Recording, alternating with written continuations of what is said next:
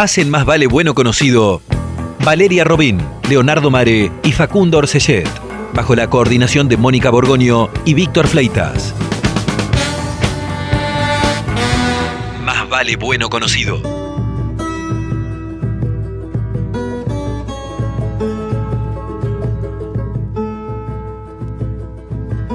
Seguimos conversando con Sebastián Román sobre relatos de viajeros. Charlábamos en la pausa, Mónica, que siempre uno recupera desde el presente y siempre tiene una perspectiva de futuro en la recuperación. La pregunta es entonces para Sebastián, ¿qué le permiten decir estos textos? ¿Sebastián? Que me permiten decir en torno al presente, ¿no? Yo creo que ahí es una cuestión que tiene que ver con la posibilidad de empezar a poder visualizar ciertos procesos vigentes, ¿no? Leer procesos culturales actuales a la luz de las trayectorias históricas, ¿no? Uh-huh. Ahí uno puede rastrear y vincularlos con otros acontecimientos, como decía, de hace 150 o 200 años, y me parece que en ese sentido esto permite enriquecer la comprensión de los procesos históricos en el sentido de cómo se van hilvanando con algunas tradiciones, ¿no? Un poco el ejemplo que Gaya cuenta en relación a Beaumont, ¿no? Uh-huh. Este comerciante inglés que uh-huh. viene a ver, ¿no? Estas cuestiones, qué situación jurídica y estabilidad política había para invertir o no aquí, pero también otras cuestiones que tienen que ver, por ejemplo, con ciertos estereotipos y ciertos prejuicios que incluso hoy en día han quedado bastante afincados en nuestra sociedad, ¿no? Concretamente pienso en ciertas cuestiones que uno ve. Hay un tópico que es muy desarrollado en los discursos de estos viajeros europeos, que es uh-huh. la mirada sobre el otro, sobre la alteridad, uh-huh. ¿no? Una mirada que era siempre en general, ¿no? No siempre, porque hay matices, pero que en general era como de un contraste, ¿no? Un uh-huh. nosotros europeo que venía, uh-huh. ¿no? Y describía un ellos, ¿no? Uh-huh. Que ahí llamado de distintos modos, criollo, americano, bueno, lo que fuera. Y uno empieza a ver allí cómo en el texto, ¿no? de estos viajeros empiezan como a organizarse ciertas figuras estereotipadas y cliché, ¿no? Uh-huh. Son vagos, son holgazanes, no quieren trabajar, uh-huh. Desde una mirada, a mi entender, más atravesada, ¿no? por la ética protestante, digamos, uh-huh. de una cuestión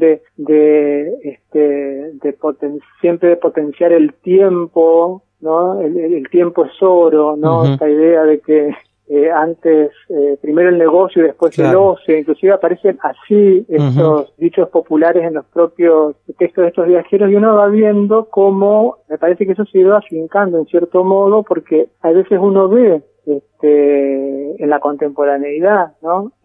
Cierto modo de ver a distintos sectores sociales a los que se le atribuyen características, atributos, que son exactamente los que aparecían, ¿no? en el discurso de estos viajeros sobre las identidades locales. Hay una cuestión ahí que, por ejemplo, también uh-huh. me parece que empieza a dar cuenta de que los procesos históricos, sociales, culturales, de cómo se instalan ciertos imaginarios sociales en torno a algunas cosas, bueno, tiene una vinculación, o sea, uno puede hacer un rastreo en ese sentido, ¿no? Claro, porque por ahí es habitual, Sebastián, que nuestras evaluaciones históricas sean más bien de tiro corto, ¿no? Es decir, analizamos, qué sé yo, la segunda mitad del siglo XX, o desde la aparición del peronismo, o desde los golpes de Estado, pero uh-huh. vos nos estás invitando a que la mirada sea de más largo plazo y que veamos que aún así hay continuidades valiosas que llegan hasta el presente. Exactamente.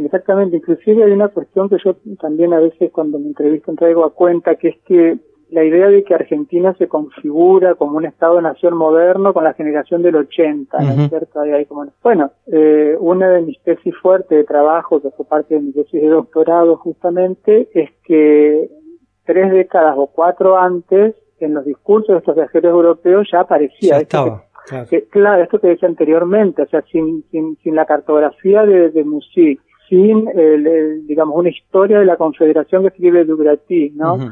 que sienta las bases para pensar, ¿no?, a la Argentina en un sentido de Estado nacional moderno, ¿no? Entonces son procesos que a mí me parece que no se podría pensar hoy por hoy, ¿no? La generación del 80 y que sin duda fue la que consolidó, ¿no?, esta cuestión sin los antecedentes de estos discursos de viajeros. Entonces ahí lo que me parece a mí siempre interesante es ver cómo en el relato histórico, ¿no?, que en general está, bueno, digamos, narrado por estas voces locales, nacionales, cómo hacer intervenir estas voces de estos viajeros europeos que han sido elididas del canon historiográfico, bien, ¿no? Bien.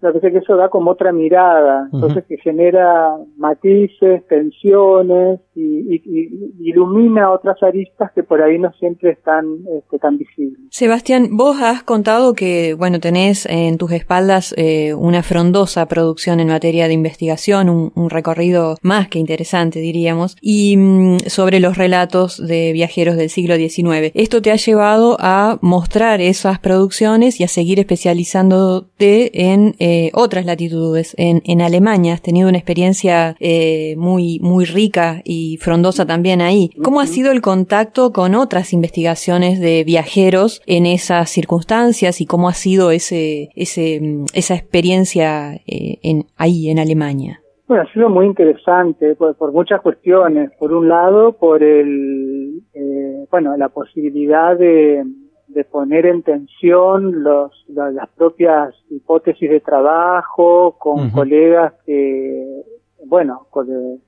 con el estilo de las universidades alemanas es un estilo que es como de fuerte discusión en el mejor sentido, porque en realidad lo que hace es sacar realmente lo mejor de uno mismo, porque ahí hay como una cuestión que es muy interesante, que a mí me ha potenciado muchísimo en el trabajo, además de haber podido acceder el Instituto Iberoamericano de Berlín, sobre todo, al Fondo Quesada, que bueno, es un fondo de un argentino, pero que paradójicamente, por no haberlo podido, no haber encontrado quién se hiciera cargo aquí, lo donó al Estado prusiano, y que es la biblioteca más importante para temas latinoamericanos en Europa, la tercera en el mundo. Eso por un lado, ¿no? Como un diálogo, la posibilidad de justamente poner en debate las líneas de interpretación, las miradas, ¿no? Porque también ahí uno lo que ve es eso, ¿no?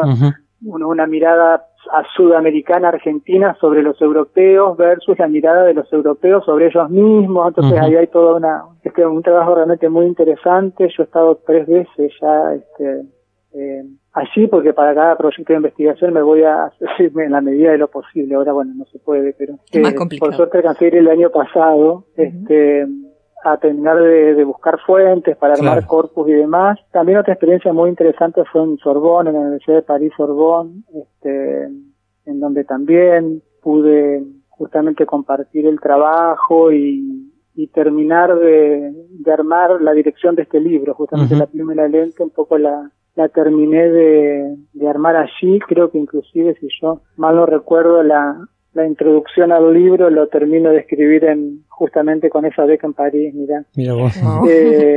Así que realmente experiencias muy interesantes y bueno, siempre también con el apoyo de distintos organismos nacionales de financiamiento, de la propia UNER, que también me parece valioso de rescatar, que permiten, estos desplazamientos en función de potenciar y de difundir, por un lado, afuera los resultados de investigaciones que están financiadas por la propia universidad. Eso también me parece a mí me parece importante.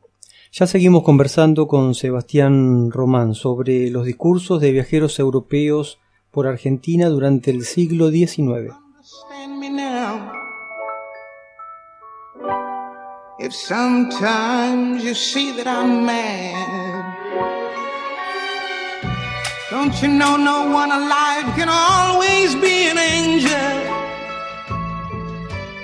When everything goes wrong, you see some bad. But I'm just a soul whose intentions are good. Oh Lord, please don't let me be misunderstood.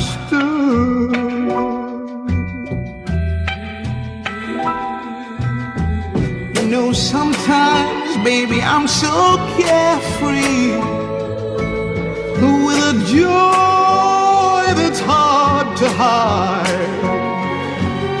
And then sometimes again it seems that all I have is worry, and then you're bound to see my other side. But I'm just a soul whose intentions are good. Oh Lord, please don't let me be misunderstood. If I seem edgy, I want you to know I never mean to take it out on you.